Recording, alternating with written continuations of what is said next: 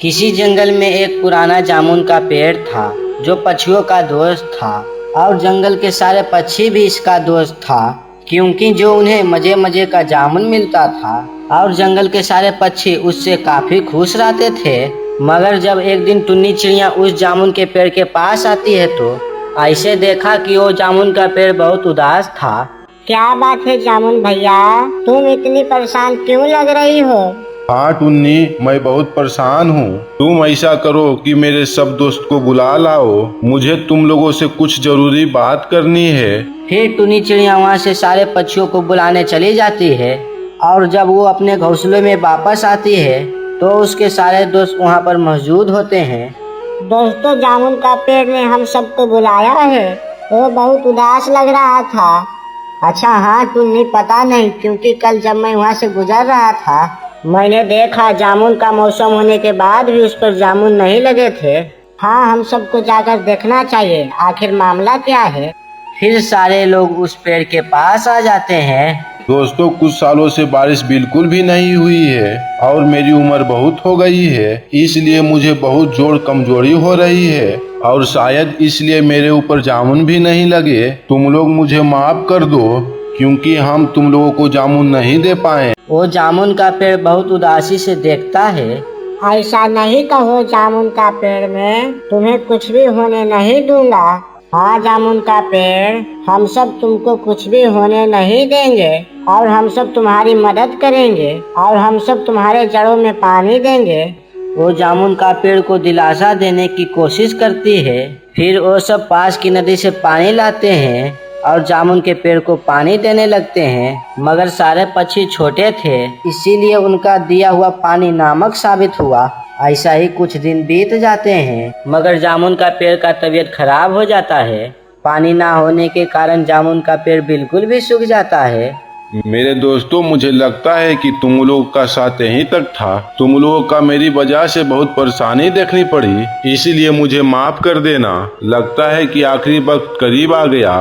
अच्छा दोस्तों, अलविदा। इतना कहकर जामुन का पेड़ रोने लगता है।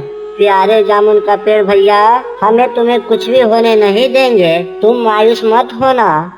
इतना कहकर वो सारे लोग रोने लगते हैं मगर वो सारे लोग हिम्मत नहीं हारते हैं, जामुन का पेड़ को पानी देते रहते हैं। एक दिन वो इसी परेशानी की आलम के एक जगह पर जमा थे कि अचानक कालू कहता, देखो टुन्नी, हमने सारे कोशिश करके देख लिया लेकिन हमारे कोशिश बेकार रही। अब लगता है जामुन का पेड़ को नहीं बचा सकते। सारे दोस्त परेशानी का इजहार कर रहे थे लेकिन टुन्नी तो कहीं और मगन थी। वो देखो दोस्तों, वो देखो, अब हमारा जामुन का पेड़ बच गया। टुन्नी दूर आते हुए बादलों से देखकर खुशी से टुन्नी चिल्लाने लगती है और खुशी के मारे वो सभी लोग उस पेड़ के पास जमा हो जाते हैं और चारों तरफ काले काले बादल छा जाते हैं। टुन्नी उस जामुन के पेड़ से कुछ कह ही रहे होते हैं कि अचानक बारिश हो जाती है और टुन्नी खुश हो जाती है और इसी तरह जंगल के कुछ दिनों तक लगातार बारिश पड़ती है और जामुन का पेड़ पर नए पत्ते आ जाते हैं और वो दोबारा से हरा भरा हो जाता है और उस पे फिर से जामुन लगे आते हैं और वो अपने दोस्त से कहते हैं, प्यारे दोस्तों, तुम्हारा बहुत बहुत शुक्रिया कि तुमने मेरे बुरे वक्त में साथ दिया और मेरा साथ नहीं छोड़ा, बिना मतलब की मेरा मदद की। सच्चे दोस्त किसी खजाने से कम नहीं होते।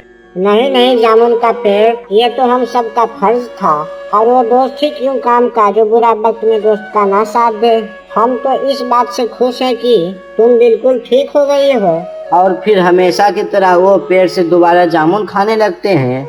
बहुत समय पहले की बात है, कोकोलोत के जंगल में एक जादुई नील पॉलिश का पेड़ था। उस पर बहुत ही अच्छा नील पॉलिश लगा करती थी।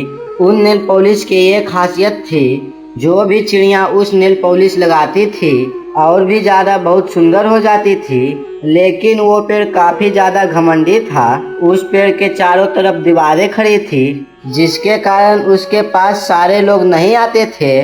वो पेड़ सिर्फ अमीर चिड़ियाओं को ही नेल पॉलिश दिया करती थी, गरीब चिड़ियाओं के अपने पास आने नहीं देता था। उस जंगल में एक गरीब बदसूरत चिड़िया रहा करती थी जिसका नाम मोनी था। एक दिन वो नेल पॉलिश लेने जाती है पेड़ भैया मुझे एक नेल पॉलिश दे दो।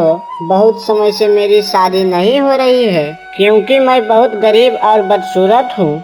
अरे हट हट बदसूरत चिड़िया, मैं तुझे कोई नेल पॉलिश नहीं देंगे, जा यहाँ से। मेरी एक दोस्त ने तुम्हारे बारे में बताया था, मैं तुम्हारे पास बहुत आशा लेकर आया हूँ। मुझे बस एक नेल पॉलिश दे दो। खुद की शक्ल देखी है आईने में? मैं भी तुझे एक भी नेल पॉलिश नहीं दूंगा। वैसे भी तुम जैसे चिड़िया से नफरत है। चल भाग यहाँ से, वरना तेरी बदसूरत मेरे में आ जाएगी। मुझे निराश मत करो, मैं तुम्हारे पास बहुत आशा लेकर आई हूँ। मेरी शादी नहीं हो रही है और मेरी मम्मा पापा मेरी शादी को लेकर बहुत ज्यादा परेशान है। मैं उनका ये दुख और नहीं देख सकता। मुझे एक नेल पॉलिश दे दो ना। नहीं नहीं, मैं तुझे नेल पॉलिश नहीं दे सकता। मेरा एक रूल है, मैं सिर्फ अमीर चिड़ियाओं को ही नेल पॉलिश देता हूँ, गरीब चिड़ियाओं को नहीं। वो पेड़ उसकी काफी ज्यादा बेइज्जती करता है और उसे वहाँ से भगा देता है। फिर मोनी वहाँ से उदास होकर चली जाती है और उस पेड़ से थोड़ा सा दूर जाकर बैठ जाती है। तभी वहाँ पर एक अमीर घर की चिड़िया वहाँ पर आ जाती है। पेड़ भैया, मैं गोरी हूँ, सेठ चंदू लाल की पत्नी हूँ। मैं आपके पास नेल पॉलिश लेने आई हूँ। मुझे कृपया करके नेल पॉलिश दे दो। गोरी, तुम जितनी चाहो उतनी नेल पॉलिश ले सकती है। वैसे भी कोई अमीर पक्षी को निराश नहीं करता हूँ। मैं अमीर पक्षी को सब कुछ देता हूँ, लेकिन गरीब को कुछ नहीं। वो देखो, वहाँ पर एक गरीब चिड़िया बैठी है। उसने नेल पॉलिश के लिए काफी विनती की थी, लेकिन मैंने नहीं दिया। वो कहकर वहाँ की दीवारों को गायब कर देता है। फिर गोरी अपना मनपसंद नेल पॉलिश ले लेती है, वापस अपने कार से जाने लगती है। मोनी चिड़िया ये सब कुछ देख रही थी। उसने बोला, क्यों ना इस गोरी से कुछ नेल पॉलिश मांगू, ये तो बहुत अमीर है, ये मुझे दे देगी। ये सोचकर मोनी चिड़िया उस कार का पीछा करने लगती है। गोरी का कार काफी तेज थी, इसलिए मोनी चिड़िया उस रास्ते में नहीं रुक पाई। मोनी चिड़िया उसका पीछा करते करते एक दूसरे जंगल में पहुंच जाती है। फिर गोरी अपने कार से निकल जाती है और एक पेड़ के नीचे बैठ जाती है। फिर मोनी चिड़िया देखती है गोरी एक सुंदर चिड़िया में बदल जाती है। अरे ये क्या हुआ? गोरी तो अभी कैसी थी और कैसी हो गई? कैसे हुआ? मोनी चिड़िया देखती है कि गोरी नेल पॉलिश लगा रही थी और देखते ही देखते वो गोरी अच्छा हो जाती है। अरे वाह, नेल पॉलिश तो कितनी शक्तिशाली है। इसने मुझे वापस से अच्छा बना दिया। अगर इस नेल पॉलिश को इतनी ताकत है तो उस पेड़ को उतनी ताकत होगी। अगर मैं उस पेड़ को जलाकर उसकी राख लगा लूं तो हमेशा के लिए सुंदर हो जाऊंगी।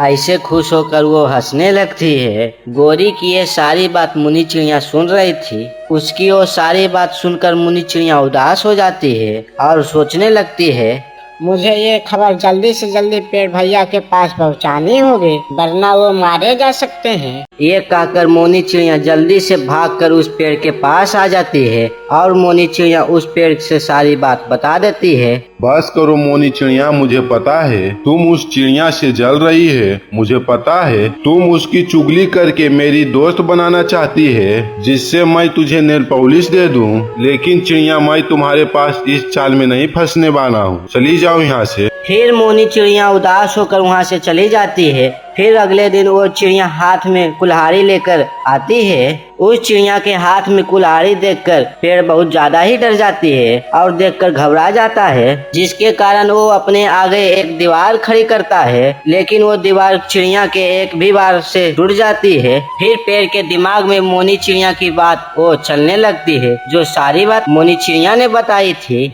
मुझे कल उस चिड़िया के बात पर विश्वास कर लेना चाहिए था, लेकिन मैंने उसे कल डांट कर भगा दिया। फिर पेड़ और भी ज्यादा डरने लगते हैं। तभी मोनी चिड़िया अपने हाथ में 2 कुल्हाड़ी लेकर आती है और उन दोनों कुल्हाड़ी में से एक एक कुल्हाड़ी गोरी के तरफ फेंक देता है।